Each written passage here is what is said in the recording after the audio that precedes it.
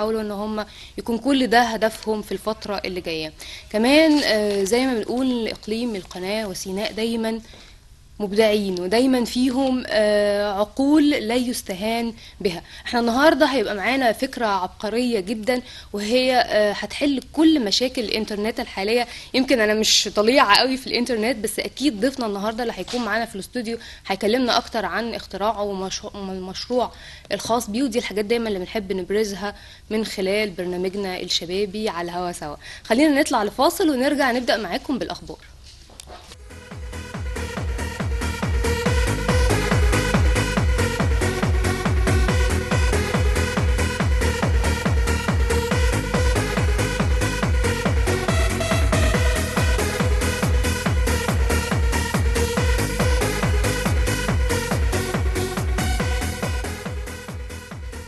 رجعنا لكم مرة تانية، وأول خبر أو معلومة مهمة جدا معانا بتقول إن الأطعمة المرة بتحميك من حساسية الصدر. كشفت دراسة طبية حديثة أن تناول الأطعمة المرة بتساعد على تحفيز عمل الشعب الهوائية، مما يساعد على تحسن تدفق الهواء واسترخاء العضلات، مما يؤدي إلى تهدئة نوبات الربو وحساسية الصدر.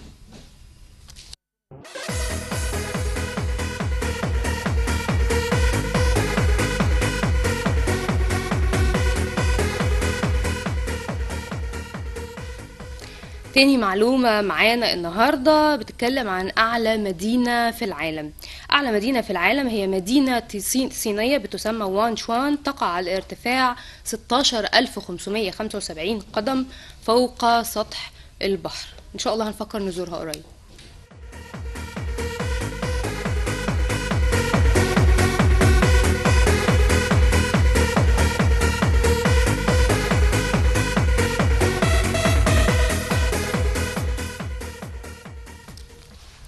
طبعا في الآونة الأخيرة انتشرت جدا المواد الخاصة بفرد الشعر والكيراتين وحاجات كتير جدا بتلجأ ليها الفتيات، حتى كمان الشباب بيلجأ ليها، يمكن بتريحهم شوية أو بتساعدهم شوية على إن الشعر يكون مفرود أو كده. لكن الموضوع هنا أو المعلومة اللي معانا بتقول إن الموضوع ده خطر جدا.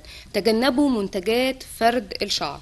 نصح المعهد الاتحادي الألماني لتقييم المخاطر بعد استخدامات منتجات فرد الشعر المحتوية على مادة الفورمالدهايد، إذ تتسبب هذه المادة في إلحاق أضرار صحية خطيرة جدا بالإنسان، بتصل إلى الإصابة، يعني سلام قولا من رب رحيم، بالسرطان بسبب تنفس هذه المادة الخطرة. يعني هو في يمكن منتجات ما بتحتويش على مادة الفورمالدهايد، أو في بتحتوي على النسب المسموح بها أو المصرح بها، فنحاول نتجنب أي مادة فرد بتحتوي على هذه المادة. دي كانت معلوماتنا النهاردة، وهنطلع لفاصل نرجع معاكم ونقول فقراتنا.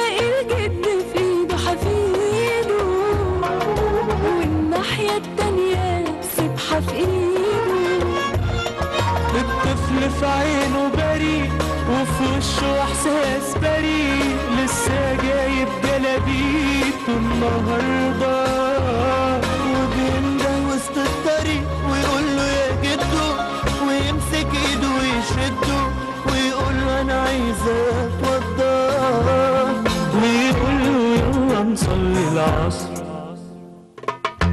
يبقى انت اكيد في مصر، يبقى انت اكيد في مصر، يبقى انت اكيد في مصر، يبقى انت اكيد في مصر.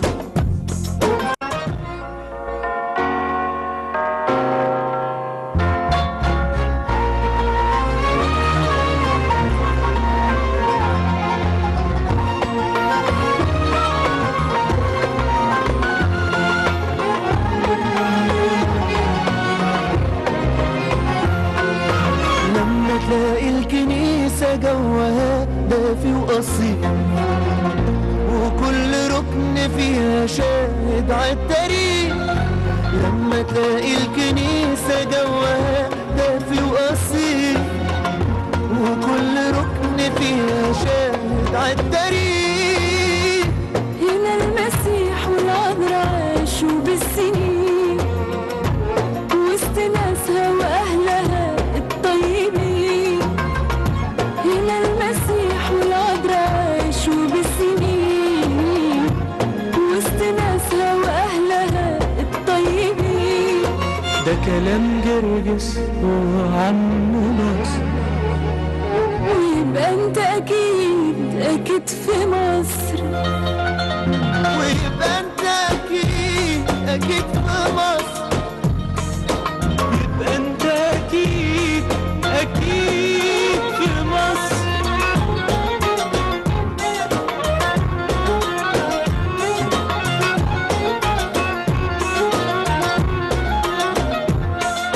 لما تلاقي في جرحك ألف عين بكي عليك، وتلاقي فرحة زغرت وزينة من حواليك. لما تلاقي في جرحك ألف عين بكي عليك، وتلاقي فرحة زغرت وزينة من حواليك. وبيتك البسيط يتحول قصر، والخير جواه مالوش حصر. وبيتك البسيط يتحول قصر، والخير جواه مالوش حصر. يبقى انت اكيد في مصر. يبقى انت اكيد في مصر. ويبقى انت أكيد في مصر. اكيد في مصر. يبقى انت أكيد في مصر. يبقى انت أكيد في مصر. يبقى انت اكيد في مصر. يبقى انت اكيد في مصر. يبقى انت اكيد في مصر. يبقى انت اكيد في مصر. يبقى انت اكيد في مصر.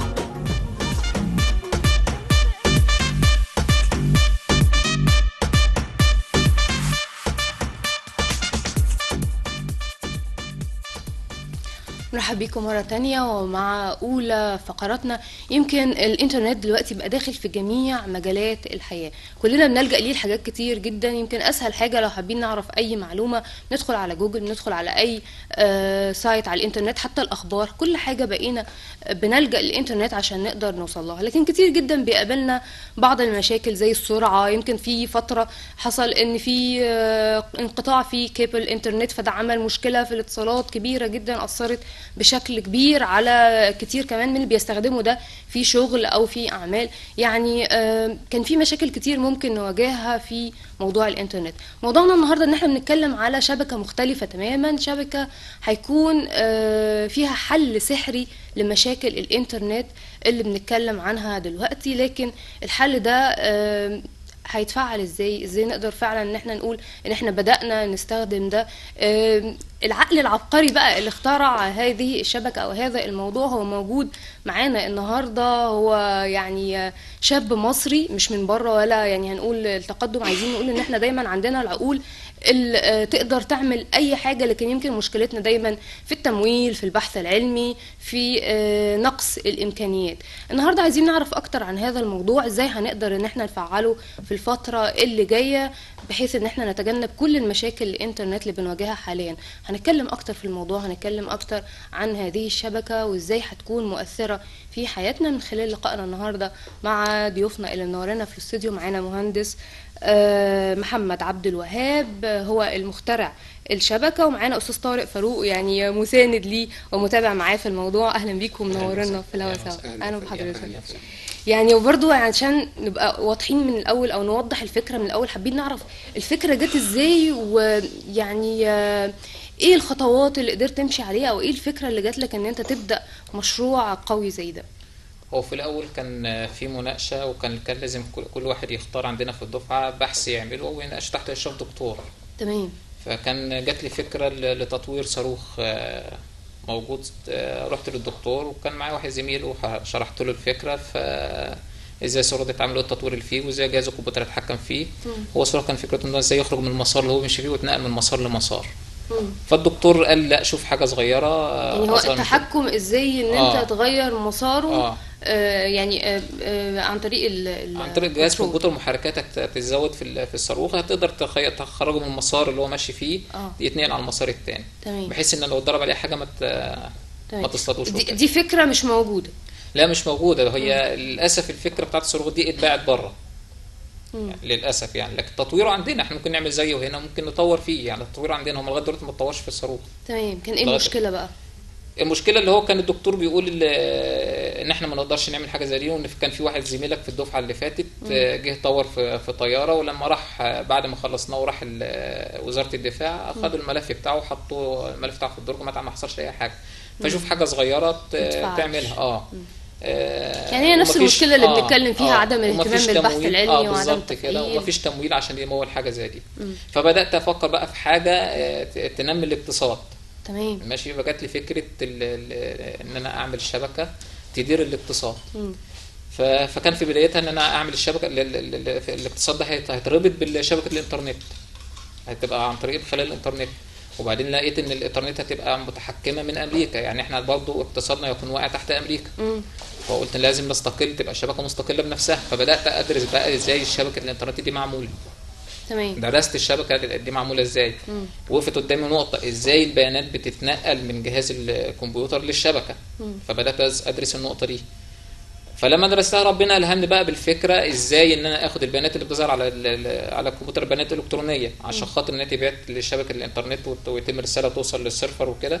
لازم تتحول من بيانات الكترونيه الى موجات صوتيه او نبضات صوتيه عن طريق اللي هو الشبكات اللي زي شبكات المحمول والوايرلس والحاجات دي، او عن طريق خطوط التليفون اللي هي النبضات الصوتيه. باشمهندس محمد، انا برضو عشان ما نقطعش ونرجع تاني فنبقى تايهين، هو احنا يعني هنخرج لرفع اذان المغرب حسب التوقيت المحلي لمدينه الاسماعيليه، ونرجع عشان برضو ناخد الموضوع من اوله عشان الفكره تبقى بالنسبه لنا سلسه واضحه نفهمها اكتر معاكم. هنطلع لرفع الاذان ونرجع نستكمل معاكم فقرات.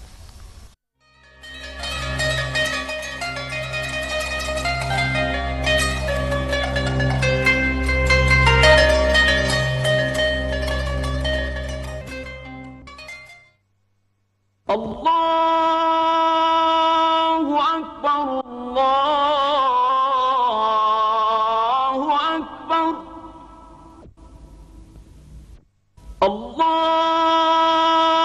الله أكبر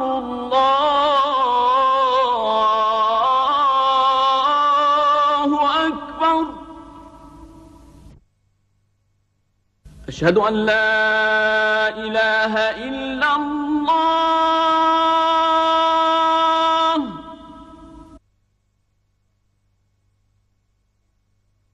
أشهد أن لا إله إلا الله.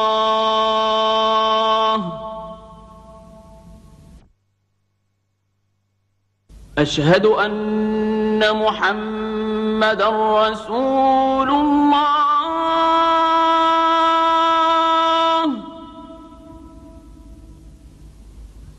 أشهد أن محمدًا رسول الله.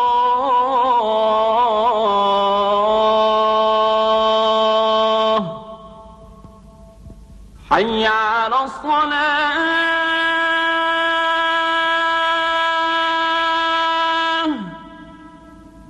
حي على الصلاة.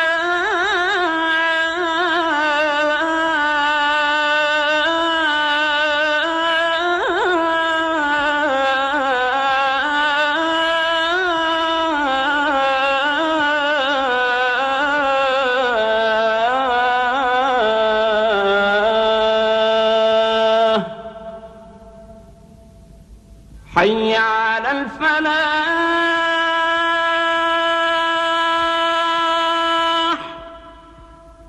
حي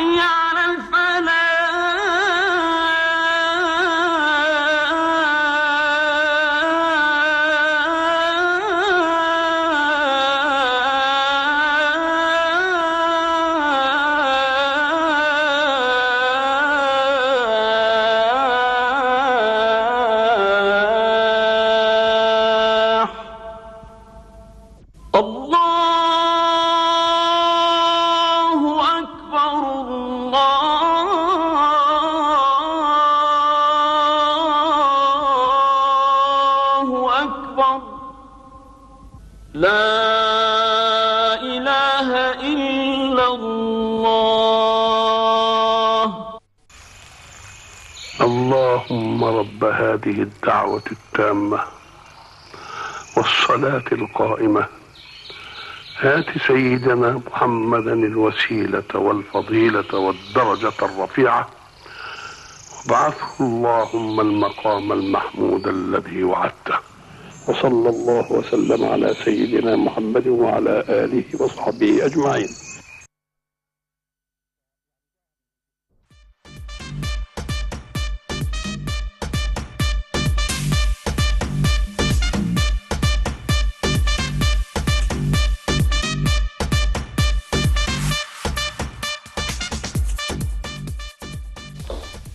مكملين معاكم. كنا بنتكلم عن الاختراع اللي هيغير كتير جدا في منظورنا للإنترنت، وكنا بنتكلم يمكن البداية ان كان في مشروع معين هو كان مشروع المفروض تشتغل عليه، لكن كان في عراقيل معينة مش هتسمح بيه، ففكرت في فكرة موضوع شبكة الإنترنت. فاحنا برضو عايزين يعني هنستعرضها مرة تانية عشان ما يبقاش بس في فصل أو ما نتوش في الفكرة. هو بعد ان البيانات الإلكترونية بتتحول لنبضات صوتية أو موجات صوتية، تمام. بتبدأ نرسلها عن طريق اللي هو الأسلاك أو عن طريق الوايرلس أو الموجات اللي هي الشبكات المحمول والحاجات دي للسيرفرات والحاجات دي. طيب الطريقة دي فيها مشاكل كتير، بالأخص إن الطرق اللي هي مستخدمة فيها عبارة عن أسلاك نحاسية وكابلات وألياف ضوئية، فبتعمل مشاكل كتير. يعني من ضمن المشاكل دي لما حصل أيام الثورة إن سفينة تقريبا كانت معدية قطعت كابل. فاهم. فده كان لازم إن إحنا النت هنا اتفصل نهائي، فدي كانت مشكلة كبيرة. فاحنا بقى فكرنا في نقطة تانية بقى خالص، ان احنا نحول البيانات دي مش لنبضات ولا موجات صوتية خالص، ان احنا نحولها من البيانات اللي موجودة على جهاز الكمبيوتر من بيانات الكترونية الى اشعاع. بس احنا مش هنقدر نقول الاشعاع ده ايه هو ايه بالظبط. ماشي. الاشعاع ده اسرع من النبضات الصوتيه في الدخول. فات مجرد ان انت تفتح بس الشبكه ب3 مرات للنت، ما يعادل ان احنا لما باجي بفتح الانترنت بقعد 5 دقائق، ممكن 6-7 دقائق 6-7 ثواني قصدي. لا ده اقصى حاجه ممكن يستغرقها هي ثانيه والشبكه تفتح معاك الموقع بالكامل. يعني لو احنا خدنا بالنا في الانترنت لما بيتفتح بلاقي ان في موجه، يعني بيانات مجموعه صوت كده بتظهر في الاول، بعديها شريط بعديه كده، وبعدين شريط. يعني التحميل بياخد موجه عشان دي بيعتبر على موجات بتطلع بتحمل بيانات. تمام. طيب حكايه الاشعاع ده هيبعت الموقع بالكامل للمستخدم، هيبقى في فات مفتوح اونلاين على طول. جاست انه بيفتح كل حاجه بتتفتح قدامه. بالظبط، يفتح الموقع بالكامل قدامه. دي يبقى احنا حلينا مشكله الفتح في ان هو ما يستغرقش وقت كتير. تمام. طيب برضو بالنسبه للحاجه الثانيه، في مقارنه اتعملت بينها وبين اللي هي مثلا البروتوكولات اللي موجوده على مستوى العالم. احنا هنا شغالين بكيلو بايت والميجا بايت. لكن بره في الاستخدام الشائع حاجه اسمها اسرى نت، والدول المتقدمه بتستخدم اسرى نت الجيجا السريع. اسرى نت ده بيحمل في الثانيه 10 ميجا. تمام. الاسرى نت الجيجا السريع بيحمل 100 ميجا. 100 ميجا ماشي. تمام. ده في الثانيه. تمام. طيب الشبكه دي لما احنا عملنا مقارنه بقى بالبروتوكول الجديد اللي هو هيحول من الاشعاع وهيتبعت في صوره اشاره. ماشي. ده هيخليها اسرع في ارسال البيانات ب 1500 مره. ده هيسمح لي ان انا احمل بيانات توصل لحاجه اسمها 1464 هرتز. الهرتز ده هيكون اعلى من التيرا.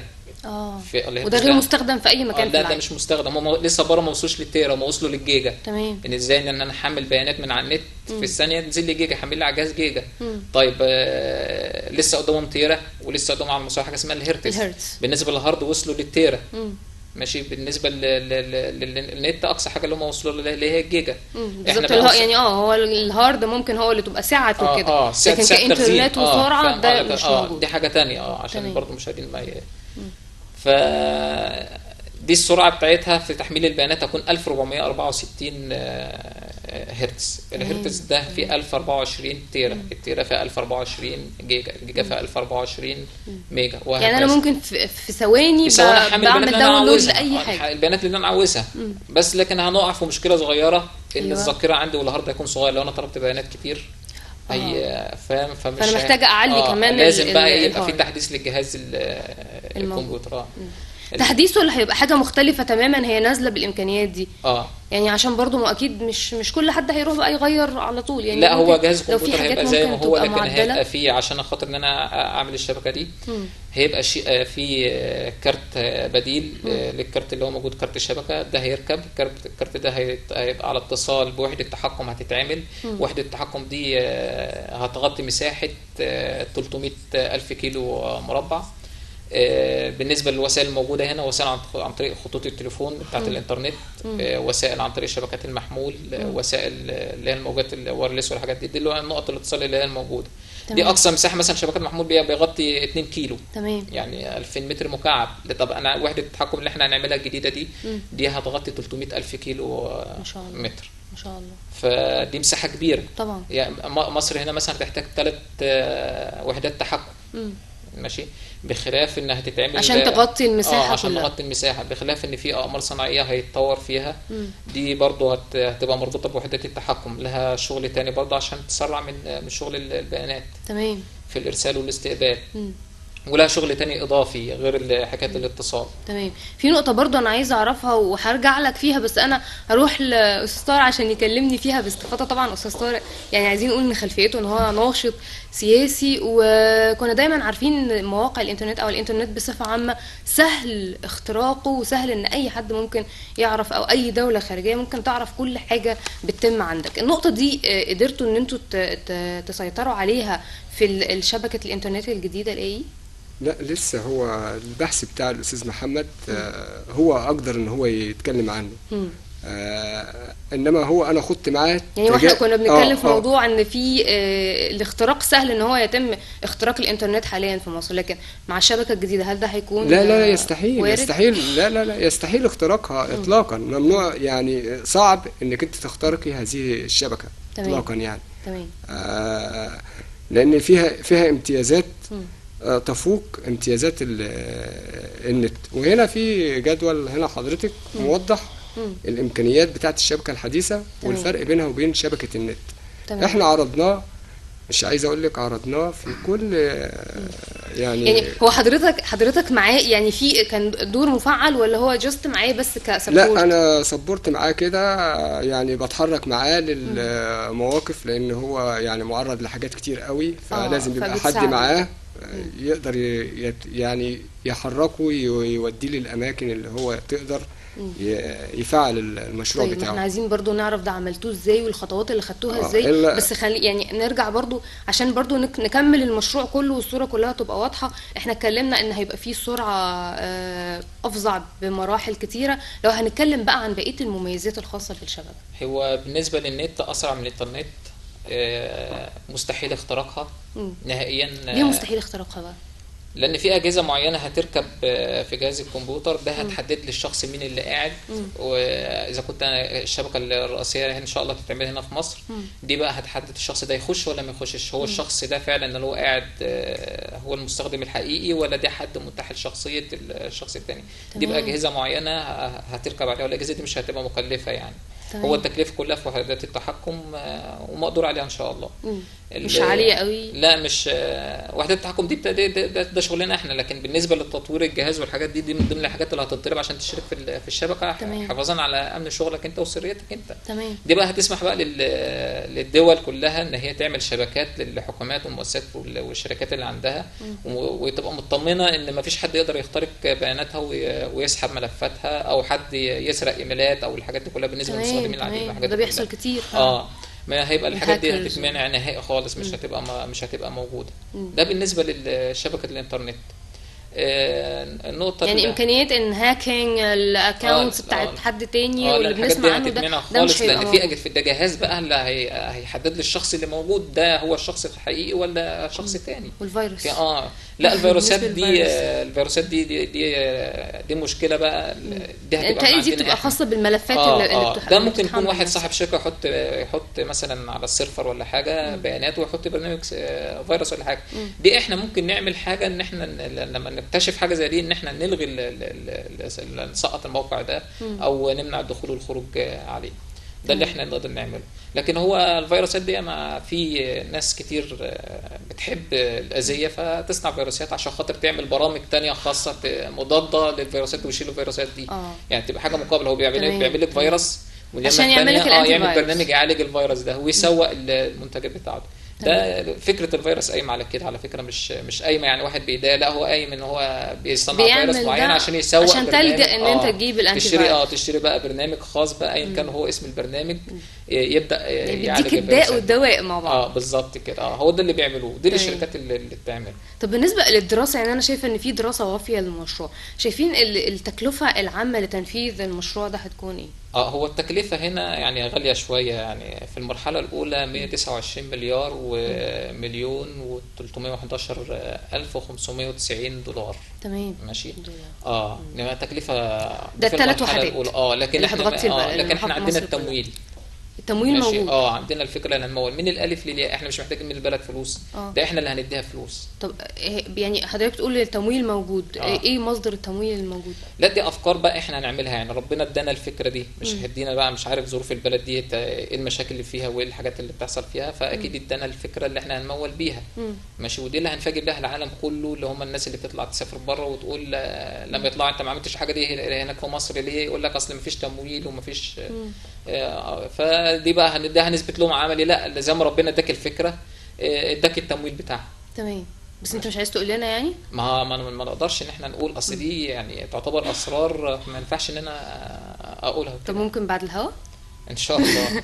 طيب انا هروح تاني لاستاذ طارق، يعني كنت معاه في المشوار وكنت معاه في المشاكل بقى، يعني لو هنيجي عن المشاكل اللي قبلكم، يمكن قبل ما كنا بنتكلم ان الموضوع من 2003 انتوا بتسعوا فيه وبتحاولوا ان الموضوع يتم تفعيله فعلا، لان كمان انا شايفة ان النتائج بتاعته هتكون نتائج فظيعة جدا على البلد. فلو حابة بقى يعني اعرف في طريقكم كده ايه اكتر المشاكل اللي كانت مواجهاكم ومأجلة شوية تنفيذ او تفعيل الموضوع بقى ان هو يبقى على ارض الواقع بصفة يعني واضحة بينا. انت شايفة حال البلد طبعا، الظروف يعني البيروقراطية اللي موجودة في النظام الاداري في الدولة، انك لازم تعملي حاجة تروحي تسجليها وبعدين ممكن حضرتك اروح اسجلها تتسرق النهاردة وتبقى مش بتاعتي.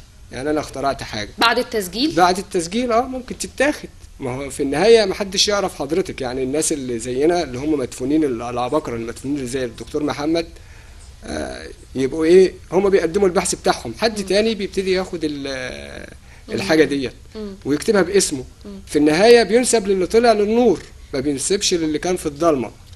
واخد بال حضرتك؟ على ما يبقى يدور على اثبات حقه يكون التاني خلاص خلص كل برامجه وكل الحاجات بتاعته وعمل. فاحنا تركنا كل الابواب، يعني بقالنا دلوقتي حوالي 7-8 سنين عمالين نترك كل الابواب. كل ما نيجي نكلم اي حد اي مسؤول من الالف للياء، حتى الورق ده موجود عند في رئاسة الوزراء يوم حلفان اليمين بتاع المحافظين عند الدكتور حازم الببلاوي، كل الورق ده، وحتى كاتبين طلب ان احنا نقابله برضه ما جاش لنا رد. طبعا اتجاهنا البدايه بتاعت محمد هتبتدي من التربيه والتعليم. يعني طلبنا من التربيه والتعليم. التربيه والتعليم ولا الاتصالات بقى؟ لا التربيه والتعليم والاتصالات الاثنين كبدايه. ليه التربيه والتعليم؟ عشان ناخد المعامل الحاسب الآلي بتاعتها نبتدي نشغلها ونغير مناهج التعليم، لان مناهج التعليم لازم تواكب الشبكه اللي موجوده. فاحنا تركنا ده، اشتغل فيها الاستاذ محمد كذا سنه، وبعدين برضو لعبوا لعبه كده، انت عارفه الناس اللي بتلعب من تحت الترابيزه وفوق الترابيزه، احنا ملناش في فوق الترابيزه واللي تحت الترابيزه. فابتدى يعني وقف المشروع وما اشتغلش تاني. الأكاديمية ما اشتغلتش تاني، وموقوفة لحد دلوقتي. محدش عارف يشغلها لأن هو الوحيد هو اللي هيقدر يشغلها، إنما هم أخدوا الاسم وابتدوا يشتغلوا من ايه؟ انا عارفه ان احنا عندنا مشكله رهيبه جدا، هي مشكله الروتين. ولا روح هنا، لا اصل مش دلوقتي، يعني برضو الموضوع محتاج سعي اكتر شويه، هو الموضوع متعب. يعني انتوا عملتوا اللي عليكم، عملتوا مشروع مهم جدا، عملتوا مشروع هيفيد الاقتصاد بطريقه كبيره جدا، هو محتاج الاستجابه. واحنا قلنا فيمكن ده محتاج برضو منكم، معلش يعني اكيد شويه. احنا قلنا لحضرتك ان احنا مش واحنا كمان من خلال وجودنا هنا ووجودكم معانا هنا برضو حابين نوصل الرساله للمسؤولين ان فعلا يلقوا نظره، لان في حاجات كتير وفي ابحاث كتير جدا قويه جدا، وممكن ما بتقلش قوه عن المشروع اللي معانا، لكن هي حبيسه ادراج ما بتتفعلش، ما بتتفعلش بتتنفذش. حضرتك. وخصوصا ان كمان يعني الباشمهندس قال لنا ان مفيش تكلفه، او ان مفيش التمويل تكلفة، موجود احنا قلنا already. التمويل موجود، مفيش احنا أعباء. وعرضنا في كلامنا كده وقلنا كده ان التمويل موجود. تمام. مش هنكلف الدولة جنيه، لو قلنا هاتوا جنيه يعني بيعملوا ساعتها اللي انتوا عايزينه. طيب يعني هما إيه بقى؟ عايزين موافقات حضرتك، مم. بس هي الموضوع كله موافقات. رئاسة الوزراء، رئيس الجمهورية، والمشروع ده لازم يتبناه رئيس الجمهورية، لأن هيبقى فيه علاقات دولية عشان الشبكة هتبقى متصلة على العالم، ندخلها على أفريقيا ونقول بقى لأثيوبيا بدل ما هنحجز مية النيل، لا هنعمل لكم شبكة وجميلة وحلوة تشتغلوا عليها اقتصاد وسياسة وكل تمام. حاجة. احنا مش لازم نستنى لما الشباب يجيله احباط ويروح يبيع مشروعه في الخارج مثلا وهيبقى يكسب كويس جدا. تعرضنا يعني هو لكل شاب ده. عايز يعمل حاجه لبلده، مش عايز ان هو يخرجها بره بلده. يمكن انت قلت لي ان فعلا كان عندك فرصه ان انت المشروع يتباع في اكتر من دوله، لكن انت رافض ده وحابب ان هو يكون في البلد. فلازم كمان يكون في تعاون، لازم ندي اهميه للشباب وللبحث العلمي، عشان احنا مش هنطلع غير بالبحث العلمي، ومش هنعيش ومش هنكمل حياتنا غير بالبحث العلمي، ومش هنتقدم خطوه لقدام غير بالبحث العلمي. اخر حاجه وصلت لها بقى، يعني انا عايزه اعرف اخر حاجه وصلت لها في الخطوات اللي انتم ماشيين فيها. بالنسبه للاجراءات اللي احنا مشيناها يعني هو احنا قبل الثوره كنا شغالين تحت اسم اكاديميه الحاسبات والتكنولوجيا المعلومات والذكاء الاصطناعي، ده كان رئيس الاكاديميه الدكتور محمود سري. بدانا نشتغل فيها بين وزاره الاتصالات والتربيه والتعليم. لكن طبعا زي ما استاذ طارق قال حصل لعب تحت الترابيزه وفي تحايل على القوانين والتعليمات، ما قدرناش ان احنا نشتغل وننفذ على ارض الواقع، لدرجه ان هم كتبوا تقارير وبعتوها لرئيس الوزراء ووزير التربيه والتعليم ووزير الاتصالات، كتبوا تقارير عشان يوقفوا المشروع. طلبنا فتح تحقيق ما اتفتحش. بعدين قعدنا بقى اشتغلنا تاني بعد الثوره، يعني حصل حاجات كتير بس عشان ملخص يعني وقت البرنامج كده. بعد الثورة احنا جينا نشتغل هنا، فدخلنا كان الدكتور عزاز اللي هو محافظ جه قال لي تعالى ونبدا نشتغل، اديكم ونبدا نشتغل من بكره. لكن بصراحه يعني انا يعني حبيت ان انا الحزب الوطني ده كله والناس اللي بعديه والناس المنتميه له ان انا ما اتعاملش معاهم بناء على اللي انا شفته قبل كده. فانا قلت كده كده هتحصل انتخابات جديده وهيجي ناس جديده وحكومه جديده ونشوف بقى الحكومه الجديده. فيمكن يمكن يبقى طيب هو يعني اللي انا برضو اعرفه ان انتوا يعني في ختام لقائنا كده انتوا في رساله معينه حابين توجهوها يعني من خلال وجودكم معانا النهارده كده. عايز اعرف بقى الرساله دي. وانا احب اوجه لرئيس الجمهوريه رساله ان البلد دي عشان تطلع مش هتطلع غير بالبحث العلمي. طبعا هي اللي هتشغل الشباب، هي اللي تدخل فلوس لامريكا. واحب اقول له على حاجه، ان شبكه الانترنت دي اللي عشان تتعمل اساسا قعدوا 100 سنه بيصرفوا عليها ملايين وهم مش عارفين هم بيصرفوا عليها، عاوزين وسيله اتصال تربط الاجهزه ببعض. فاهم؟ فصرفوا ملايين الدولارات مش مليون ولا 2 بقى في 100 سنه. فاهم؟ لغايه ما وصلوا للفكره ان هم ازاي يوصلوا جهازين ببعض. ماشي. فاحنا ربنا كرمنا بالفكره وازاي نبتدي وازاي ننتهي. طب احنا دلوقتي واقفين، يا ريت واقفين عشان خاطر التمويل ولا واقفين عشان حاجه، لا حجه التمويل موجود. لكن احنا عاوزين رقابه من رئاسه الجمهوريه وتفعيل رئاسه الجمهوريه، رقابه علينا احنا عشان ما نبداش نشتغل تاني وبعدين نرجع تاني حراميه تانيين او ناس تانيه تيجي توقفنا. عايز يكون في متابعه للمشروع، عايز يكون في التعليمات دي تفعيل. اتنفذت ولا لا، وايه اللي حصل فيها ويبدا يتابع، واللي يخطئ يتحول للتحقيق بس. تمام. واذا كان هو في كلمه صغيره برضه اديها له، اذا كنتوا انتم مش مهتمين بالناس دي فانا اقول لكم جمله بس اللي العقليه الكبيره هي اللي هتفهمها. انتوا لكم مصر، دوله واحده اسمها مصر، احنا لنا كل دول العالم. انا على استعداد من بكره، مش من بكره بتليفون هسافر اي دوله في العالم. ماشي. وبشروطي، مش بشروط اي حاجه، بشروطي. بس انت مش عايز ده، انت عايز انا مش عاوز تفيد انا مصر. مش عاوز، لان انا عارف الشبكه دي هتعمل ايه لمصر. تمام. انت عايز تفيد بلدك وده حقك، ومن حقك كمان ان يبقى في استجابه لده. بالظبط كده. وده يعني بنحاول برضو من هنا ان احنا نوصلها للمسؤولين، ورساله اكيد وصلت يا باشمهندس، واحنا فخورين بوجودك معانا النهارده، وفخورين بوجود عقليات زي حضرتك في مصر. يعني انتوا نورتونا جدا النهارده، وان شاء الله هيكون لينا لقاءات تانية وهنتابع الموضوع ده، عشان انا زهقت جدا من موضوع الداونلود ده، عمل لي مشاكل كبيره. بشكر مهندس محمد عبد الوهاب، شكرا لحضرتك. استاذ طارق فاروق كمان نورتنا النهارده، وخليك معايا وان شاء الله يعني هنوصل لنتائج كويسه الفتره الجايه. شكرا ليك، نورتونا. مشاهدينا فاصل وهنرجع نستكمل معاكم فقرة.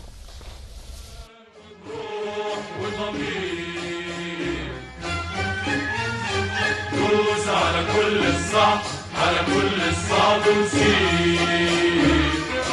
حق بلادك وحده عليك عايز منك سعي كتير. دوس على كل الصعب وسير. ادي لعملك جهد زيادة. ده الإخلاص لعملنا عبادة.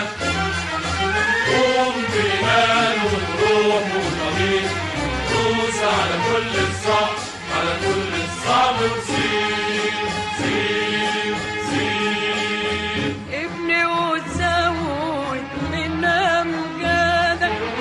ابني لوطنك ولأولادك.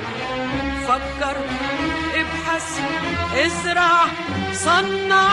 كل مجاهد هينول أمله.